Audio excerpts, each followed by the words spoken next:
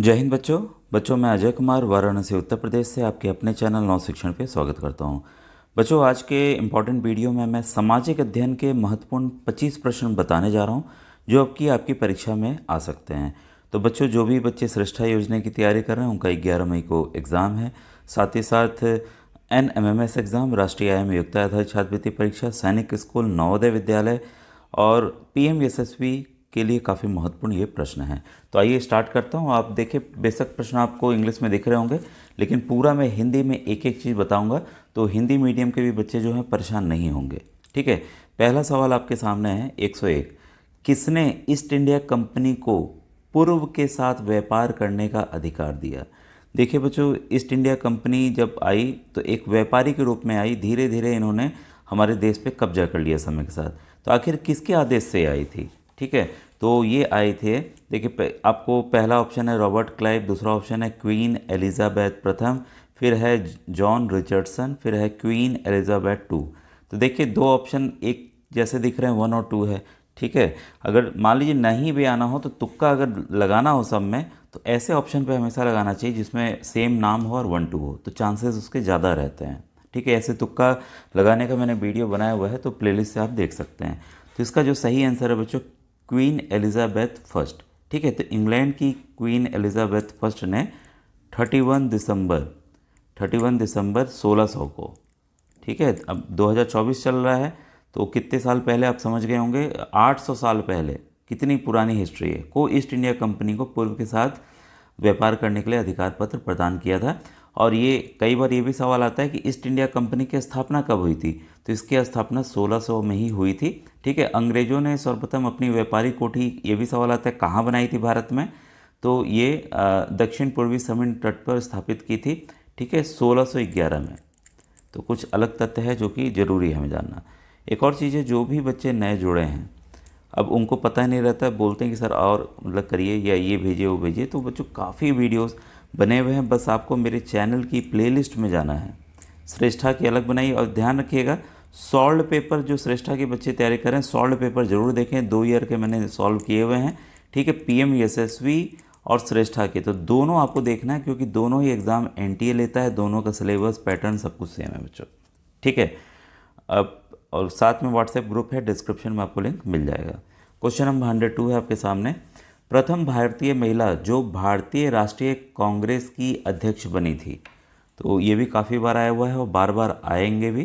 तो सही आंसर है इसका सरोजनी नायडू जी। ठीक है, तो सरोजनी नायडू जो प्रथम भारतीय महिला थी, जो कब बनी थी, ये 1925 के, ये कांग्रेस का अधिवेशन हुआ था 41, ठीक है, 41 हुआ था। तो ये कानपुर में हुआ था, कानपुर आपका उत्तर प्रदेश में, वहाँ पर इसकी ये अध्यक्ष बनाई गई थी। ठीक है, और सरोजनी नायडू एक और है तथ्य, भारत की प्रथम महिला राज्यपाल भी बनी। कहाँ की बनी ज़रा सा आप कमेंट सेक्शन में लिखकर मुझे आप बताइएगा। ठीक है, और उन्हें किस और नाम से जाना जाता है, एक उनका निकनेम भी है। तो कई बार सवाल आता है कि इसे किसे कहा जाता है। ठीक है, तो सरोजनी नायडू को कहा जाता है, क्या कहा जाता है, उनका निकनेम क्या है, ये भी आप मुझे कमेंट सेक्शन में बताइएगा।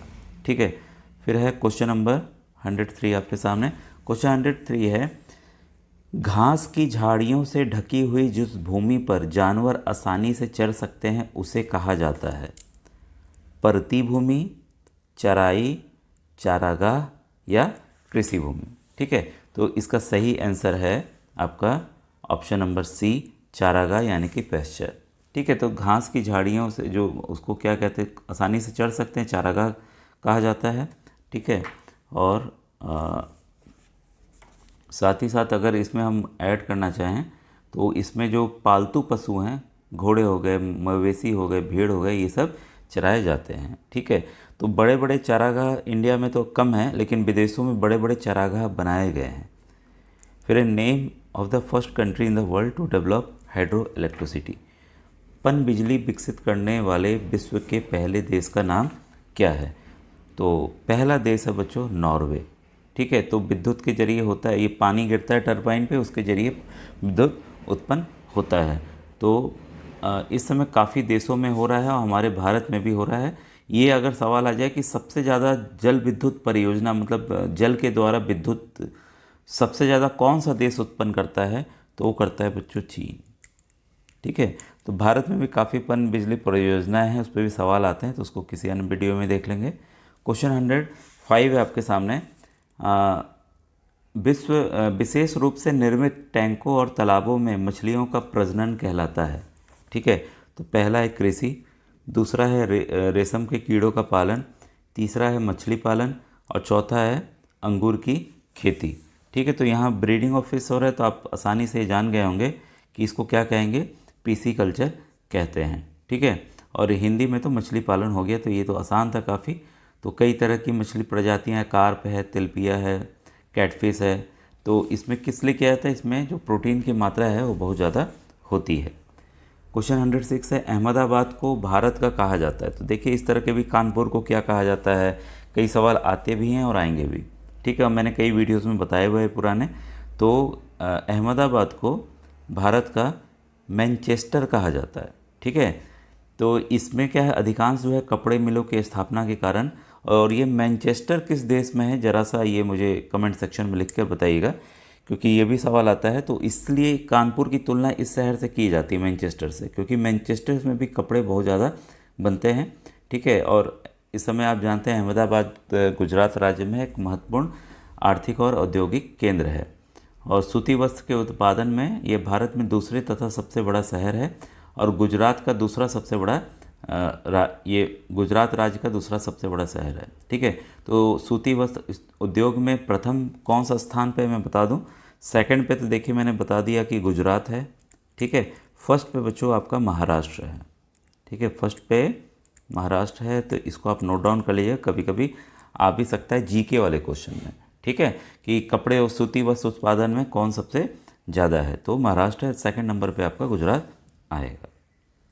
नेक्स्ट क्वेश्चन है 107, how many members are nominated by the president to the Rajya Sabha. तो ये काफ़ी बार मैंने प्रश्न बताया हुआ है, मुझे नहीं लगता है कि ये इसका मुझे प्रश्न इसको बताने की आवश्यकता है।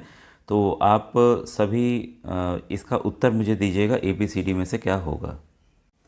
एक एक्स्ट्रा इन्फॉर्मेशन बस मैं बता देता हूँ। तो देखिए राष्ट्रपति मतलब ऐसे नहीं कि कहीं से भी उठाए किसी को भी मतलब नामित कर दिए। तो ये क्षेत्र अलग अलग होते हैं, कला हो गया, प्रशासन हो गया, सेवा, खेल, विज्ञान, कोई भी, जैसे सचिन तेंदुलकर देखिए गए हुए नामित किया हुआ है राष्ट्रपति ने।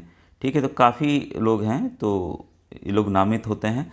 और आप जानते हैं राज्यसभा जो है वो हमारा, इसका दूसरा नाम आपका उच्च सदन भी है, और लोकसभा को भारत का निम्न सदन कहा जाता है।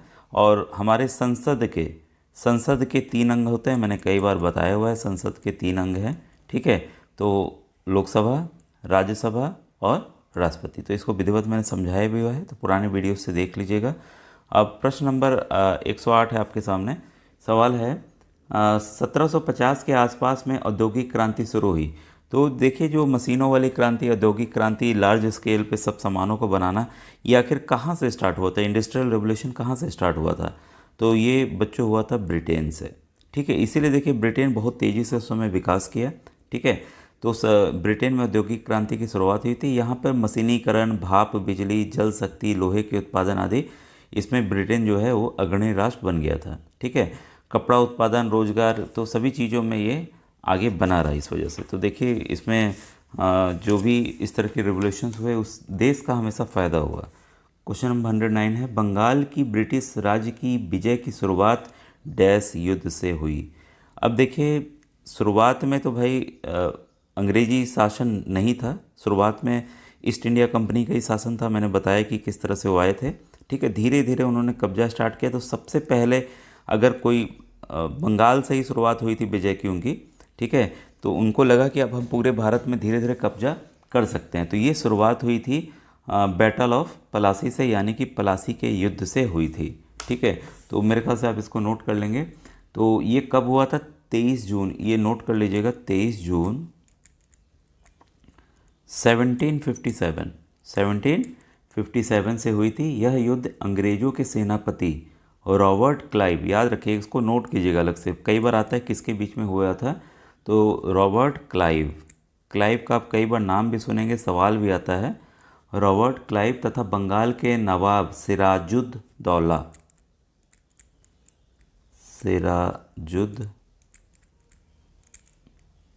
दौला, ठीक है, के बीच में लड़ा गया था। इस युद्ध में क्या होता है, सिराजुद्दौला के सेनापति मीर जाफ़र की धोखाधड़ी कारण नवाब जो है पराजित हुआ था। कई बार सवाल ये भी हुआ है कि पलासी का युद्ध सिराजुद्दौला क्यों हारे, ठीक है।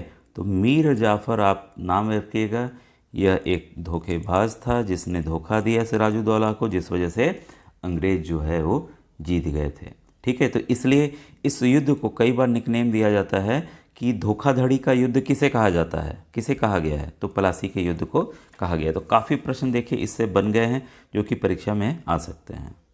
अब देखिए बच्चों, ये काफ़ी अच्छा ये भी प्रश्न है, question number 110, the architect of new Delhi was, मतलब कि जो नई दिल्ली के वास्तुकार थे वो कौन थे, एडविन ल्यूटियंस और एच बेकर, किंग जॉर्ज पंचम, लॉर्ड लिटन या क्वीन एलिजाबेथ, ठीक है। तो मेरे ख्याल से ये आंसर आप लोग को आ भी रहा होगा। तो इसका आंसर जो है बच्चों वो है पहला, ठीक है। तो नई दिल्ली शहर के वास्तुकार सर एडविन लुटियंस तथा सर हर्बर्ट बेकर थे। इस शहर की आधारशिला, अब देखिए पहले हम नई दिल्ली कैपिटल नहीं था, तो अंग्रेज़ों ने कलकत्ता से नई दिल्ली शिफ्ट किया था, ठीक है, क्योंकि मेन औद्योगिक उनका वहीं पर थे कलकत्ता में। तो 1911 में दिल्ली दरबार के दौरान सम्राट आए थे जॉर्ज पंचम, जॉर्ज फिफ्थ आए थे, ने इसकी आधारशिला दिल्ली की रखी थी। तब जाके दिल्ली आज के टाइम जो आप देख रहे हैं, इतनी ज़्यादा जनसंख्या है, सब सुविधाएं वहाँ हैं, इसी वजह से हैं, ठीक है। इस नई राजधानी का उद्घाटन कब हुआ था, 13 फरवरी को। देखिए रखा गया था न्यू 1911 में, कितना समय लगा, 13 फरवरी 1931 को भारत के वायसराय एवं भारत के गवर्नर जनरल लॉर्ड इरविन ने किया था, ठीक है। नई दिल्ली का नई राजधानी का उद्घाटन किया था लॉर्ड इरविन ने किया था, ठीक है। तो प्लानिंग के साथ समय लगा, लेकिन बहुत बेहतरीन उस समय ये बना हमारी दिल्ली। फिर है आपका 111, सरकार के एक से अधिक स्तरों के अस्तित्व के स्वरूपों को जाना जाता है, ठीक है। ये एकदम अलग क्वेश्चन है, ये शब्द भी अलग हैं, ठीक है। तो पहला होगा आपका संघवाद, दूसरा होगा धर्मनिरपेक्षवाद, तीसरा है सीमांतवाद, चौथा है संप्रदायवाद। तो एक से एक गवर्नमेंट जो लेवल होती है उसको कहा जाता है आपका फेडरलिज्म, ठीक है। तो इसको मैं लिख दूं क्योंकि ये आप याद भी कर लें, समझ भी लें। संघवाद, संघ समझ रहे हैं ना, संघ, ठीक है, संघवाद। तो एक से अधिक स्तरों को संघवाद कहा जाता है। इसमें एक केंद्रीय सरकार या संघीय सरकार का संयोजन क्षेत्रीय सरकारों, क्षेत्रीय मतलब देखिए सेंटर में है, सेंटर में हमारी गवर्नमेंट है, हर एक राज्य 28 राज्य हैं, उनकी अलग अलग सरकारें हैं, ठीक है। तो सबसे समन्वय होता है कि नहीं होता है। तो प्रांतीय हो गए, कैंट हो गए और सभी तरह की सरकारें, इस सरकार को 2 स्तरों के बीच शक्तियों का विभाजन होता है, ठीक है। तो ये कहाँ कहाँ हैं, अमेरिका हो गया, भारत हो गया, ब्राज़ील हो गया, तो अलग अलग शक्तियाँ अलग अलग दी गई हैं, ठीक है। तो ये है हमारा संघवाद। एक से दूसरे ज़्यादा देखिए आप ये देख सकते हैं, सेंट्रल में कोई और गवर्नमेंट है, राज्य में कोई और गवर्नमेंट है, ठीक है। तो इनकी अलग अलग शक्तियाँ, अलग अलग पावर दिए गए हैं, ठीक है। तो यही संघवाद या फेडरलिज्म है। इन टॉपिक्स को, सभी वर्ड्स को मैंने समझाया हुआ है। ये देखिए इंपॉर्टेंट इसलिए है, वेरी वेरी इंपॉर्टेंट मैं बोलूँगा ये सभी टर्म्स, क्योंकि इससे सवाल आते हैं। आपको प्लेलिस्ट में जाकर खोजना होगा। आप क्या करेंगे, NMMS की SST की सामाजिक अध्ययन की मैंने प्लेलिस्ट बनाई हुई है, उसके थंबनेल से आप जान जाएंगे। तो उन वीडियोस को देख डालिए, साथ ही साथ गणित की अलग मिल जाएगी आपको, साइंस विज्ञान की अलग मिल जाएगी। तो आप उनको देख लीजिए, आपकी तैयारी हो जाएगी। 112वां धन विधेयक प्रस्तुत किया जाता है। तो ये आपको कमेंट सेक्शन में बताना होगा कि कहाँ प्रस्तुत किया जाता है। तो ये काफ़ी इंपॉर्टेंट ये भी प्रश्न था। बस मैं बता देता हूँ, इसका उल्लेख कई बार आ जाता है कि किस अनुच्छेद में है। तो अनुच्छेद 110 में इसका उल्लेख है। और ये धन विधेयक प्रस्तुत करने के पूर्व जो है राष्ट्रपति की मंजूरी जो है वो आवश्यक होती है, ठीक है। तो ये कुछ इंपॉर्टेंट पॉइंट्स थे, इसको नोट कर लीजिएगा। क्वेश्चन 113 है, जिम कॉर्बेट राष्ट्रीय उद्यान भारत के किस राज्य में अवस्थित है। तो जिम कॉर्बेट, ये सवाल ये भी आया हुआ है, ये बच्चों है आपका उत्तराखंड में, ठीक है। इसकी स्थापना कब हुई थी, 1936 में हुई थी, और लुप्तप्राय जो बंगाल बाघों की रक्षा के लिए की गई थी, ठीक है। इसका पहले नाम जो था वो हैली नेशनल पार्क था, ठीक है। तो नैनीताल और जो पौड़ी गढ़वाल जिले हैं उनके बीच में ये अवस्थित है। इसके बाद है क्वेश्चन 114 आपके सामने, which state of India is the highest producer of jute. ठीक है, जूट का सर्वाधिक उत्पादन करने वाला भारत का कौन सा राज्य है? तो ये है बच्चों वेस्ट बंगाल। ठीक है, तो सबसे सर्वाधिक उत्पादन यहीं पे गंगा डेल्टा का, जो यहाँ पर गंगा का डेल्टा है, उस वजह से यहाँ पे अत्यधिक उत्पादन होता है। और भारत जो है विश्व में सबसे बड़ा जूट उत्पादक है, और दूसरा जो उत्पादक है वो है बांग्लादेश। ठीक है, क्वेश्चन 115 है, सरकार का एक रूप जाना जाता है जहां लोग समान राजनीतिक अधिकार का आनंद लेते हैं, अपने शासक का चुनाव करते हैं और उन्हें जवाबदेह ठहराते हैं। धर्मनिरपेक्ष, लोकतांत्रिक, समाजवादी या गणतांत्रिक।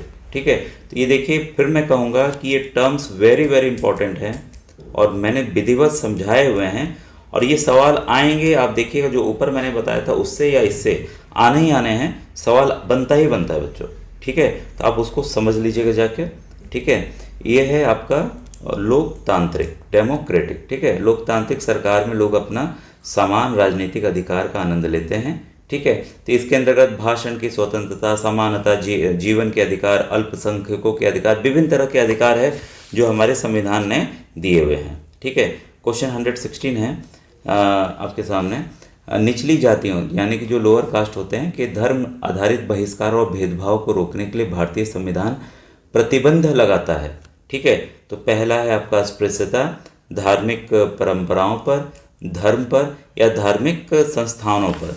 तो ये आंसर मेरे ख्याल से आता होगा। तो ये है अस्पृश्यता का अंत, अनटचेबिलिटी है, जो कि ये बहुत इंपॉर्टेंट है। आर्टिकल 17 अनुच्छेद 17 नोट कर लीजिएगा। इसके इस संविधान के द्वारा ही जो अधिकार दिया गया, इसमें अस्पृश्यता का अंत किया गया। ठीक है, तो कोई भी इस आधार पर भेदभाव नहीं करेगा। फिर 117 है, अस्थाई निकास को रोकता है। तो अस्थाई जो विकास को कौन रोकता है? सस्टेनेबल डेवलपमेंट को। पहला है संसाधनों का अपव्यय, दूसरा है प्रदूषण, तीसरा है जैव विविधता की क्षति, और ये है ऑल ऑफ द एबव 17। तो बच्चों इसको समझना बहुत ज़रूरी है, सभी हैं, ये तीनों हैं। तो ये संसाधनों का अपव्यय, प्रदूषण, जैव विविधता की क्षति आदि है। सतत विकास जो है मानव विकास के लक्ष्यों को पूरा करने के लिए आयोजन सिद्धांत है। साथ ही साथ प्रकृति संसाधनों, पारिस्थितिक तंत्र, सेवाओं प्रदान करने के लिए प्राकृतिक प्रणालियों की क्षमता को बनाए रखता है। सिंपल सा सस्टेनेबल डेवलपमेंट ऐसे समझिएगा बच्चों कि जमीन के नीचे कोयला है। ठीक है, आपने क्या क्या खोदा, कोयला एक दिन में निकाला, पूरा कोयला जला के इस्तेमाल कर लिया। तो भाई आने वाली जनरेशन, जो आने वाली पूछते हैं 100, 200 साल, 400 साल, भाई उनको भी तो ज़रूरत है। तो हिसाब से इस्तेमाल करना है, थोड़ा थोड़ा निकाल के इस्तेमाल करना है। इसी को सस्टेनेबल डेवलपमेंट कहते हैं, सिंपल शब्दों में आप समझ जाइएगा। ठीक है, फिर है क्वेश्चन 118, पृथ्वी का कुल जल संसाधनों में ताज़ा पानी आसानी से हमारे उपयोग के लिए सुलभ है।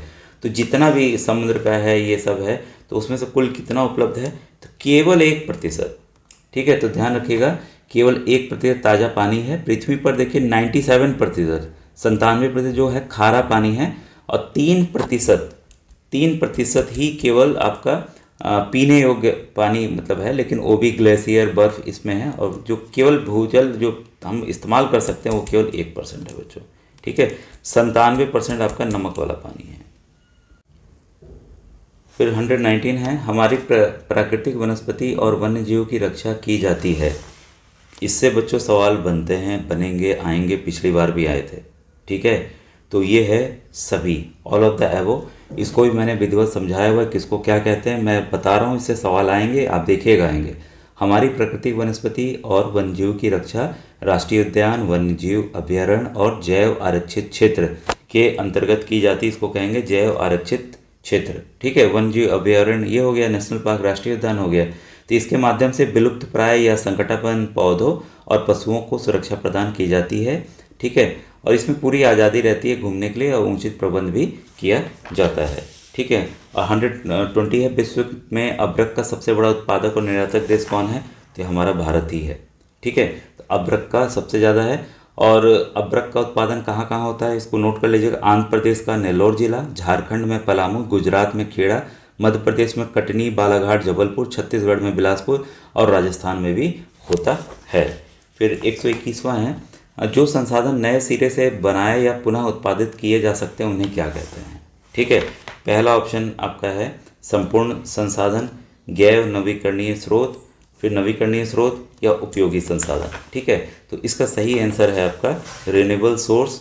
ठीक है, तो इसको थोड़ा सा एक्सप्लेन कर दूं। जो संसाधन नए सिरे से बनाए या पुनः उत्पादित किए जा सकते हैं उसे नवीकरणीय स्रोत कहते हैं। यह ऊर्जा के वे स्रोत होते हैं जो कभी समाप्त नहीं हो सकते और स्वच्छ ऊर्जा के निरंतर स्रोत की आपूर्ति करने में सक्षम होते हैं। ठीक है, 122 है आपके सामने। The act on the production of women and domestic violence. अच्छा, ये कब बना था एक्ट? ठीक है, तो घरेलू हिंसा से महिलाओं की सुरक्षा पर अधिनियम आखिरकार किस वर्ष में एक कानून बन गया? देखिए, अधिनियम बनाया गया, कानून कब बनता है? जब राष्ट्रपति उसको साइन कर देते हैं। ये भी इंपॉर्टेंट पॉइंट है, उसको याद रखिएगा। ये हुआ था बच्चों 2005 में। ठीक है, तो काफ़ी इंपॉर्टेंट क्वेश्चन है। फिर है राइट टू इन्फॉर्मेशन, आरटीआई होता है ना, जिसमें हम जानकारी मांगते हैं। सूचना का अधिकार लोगों के अधिकार की गारंटी देता है। ठीक है, तो इसका सही आंसर है बच्चों नो गवर्नमेंट प्रोसीडिंग्स, यानी सरकार कार्रवाई की जानकारी का। ठीक है, तो ये भी काफ़ी इंपॉर्टेंट क्वेश्चन है आरटीआई का। और ये सूचना का अधिकार कब आया था? 2005। ये अलग से आप नोट डाउन कर लीजिएगा। फिर है at the village level the judicial function are perform by the, ग्रामीण स्तर पर न्याय कार्य किसके द्वारा किया जाता है? तो ये सभी लोग जानते होंगे। इसका आंसर मुझे आप बताइएगा। पहला ऑप्शन है न्याय पंचायत, दूसरा है ग्राम पंचायत, तीसरा है जिला जज और मुंसिफ। तो ये थोड़ा सा मुझे कमेंट सेक्शन में आप इसका आंसर बताइएगा। आखिरी है कि भारत के अनेक सबसे महत्वपूर्ण खनन और औद्योगिक केंद्र स्थित हैं। कहाँ स्थित है? जमशेदपुर, राउरकेला, बोकारो या इन सभी जगहों पर? तो बच्चों आंसर साफ है, इन सभी जगहों पर, ऑल ऑफ द एबव। आज का वीडियो कैसा लगा ज़रूर बताइएगा। इस तरह के और वीडियोस बच्चों में बनाऊंगा। Thank you very much.